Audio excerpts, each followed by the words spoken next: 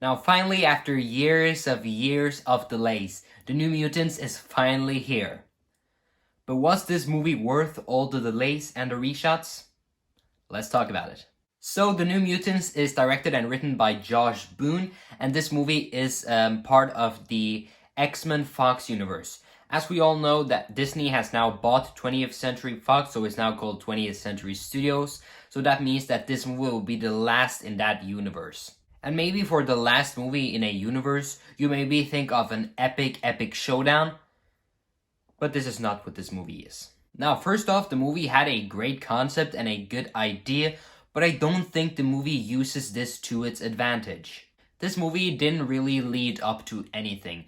Like, you're maybe expecting a big boss fight by the end of the film, but this is not what happens. The movie is just, it don't lead up to anything big in the final finale. And also the villains here I don't think were so good. Like, there wasn't a memorable and good villain in this to make it interesting. So I think they could have had another villain here and a much better final finale. Overall, the movie just falls very flat to me.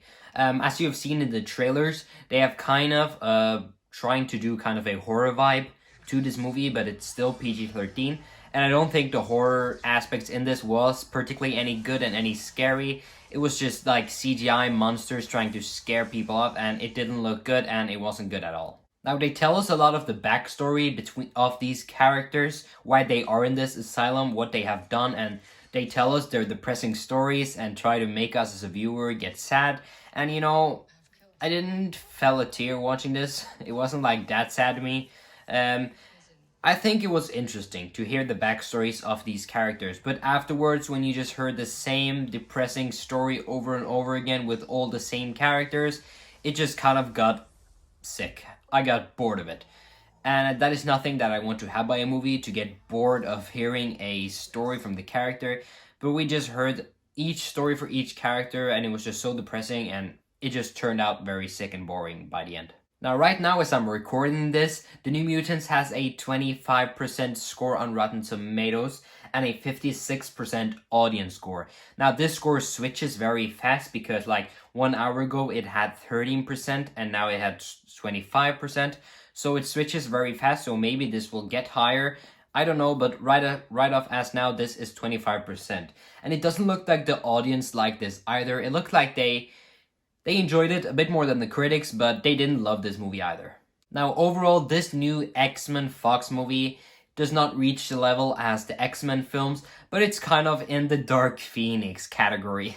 It is nothing amazing, it is nothing else we have seen before, it is nothing new, it is just boring, and I did not have a lot of fun watching this movie, unfortunately. So I wouldn't recommend watching this movie, but if you like movies like this, maybe you will enjoy it. I'm not sure. But I would not recommend this movie, and I was pretty disappointing. I was hoping this to be much better than it was. So I would give The New Mutants, unfortunately, a 3 out of 10.